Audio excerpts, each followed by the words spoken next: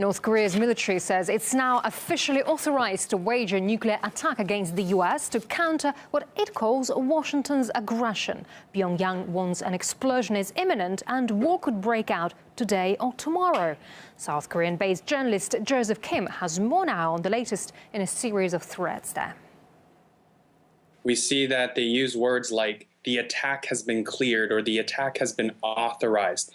As well as the beginning of the warning, they say we formally inform Washington.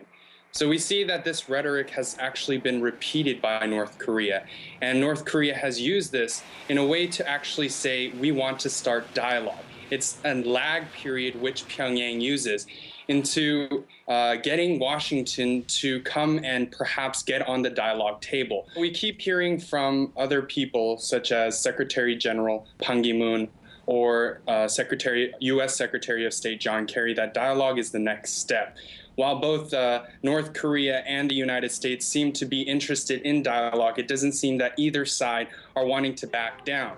Now, with April 15th, in April 15th, it is going to be North Korea's founding father, Kim Seong-il's birthday. And we've seen last year that they did their first satellite launch attempt. So I predict, and I think, as well as many experts, they say that something might happen in mid-April. Whether that will be an attack or whether that will be a celebration and easing of the tensions, we aren't quite sure yet. But it can be seen that historically they've done celebrations to mark certain things to happen. Whether it was the anniversary of Kim Jong-il's death, that was the third nuclear test. So we can see that something will probably happen in the next week or so. So Pyongyang's latest warning came after the Pentagon announced the deployment of a missile defense system in Guam to prepare against a possible attack. But while any assault is deemed highly unlikely in the U.S., many are questioning whether Washington's actions are proportionate to North Korea's war rhetoric. RT's Gania Chichikan now explains.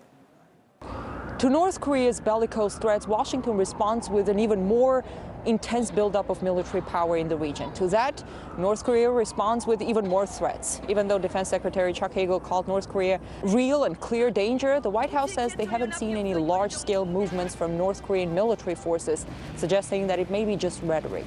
But while North Korea talks, Washington acts. Apart from F-22 fighter jets and other bombers that it sent to the region for the ongoing military exercises with South Korea, the Pentagon is now deploying an advanced missile defense system to Guam. Guam hosts a major U.S. military base in Asia. The North Korean army has announced that it has the final approval for a nuclear attack on the U.S. As they tell us, North Korean rockets can't really reach the U.S. mainland, but they can potentially attack U.S. bases in the region. There are 28,000 U.S. troops just across the border in South Korea. So could we see the worst nuclear standoff since the Cuban Missile Crisis between the Soviet Union and the U.S. Even though the rhetoric is probably as hostile as it's ever been, no one really believes that North Korea is actually going to carry out an attack. North Korea itself knows that if it did an attack, if it attacked the United States, it would be committing national suicide. The United States would retaliate in a tremendous fashion. North Korea does not want to commit suicide. I believe North Korea is doing all this so it can get to a point to actually negotiate some kind of peace agreement with the United States. In the U.S. media, too, you have all pundits basically saying the same thing, that North Korea is not going to strike because they know it's a suicide, that they want to reach some kind of a deal with Washington, but they're not going to get it.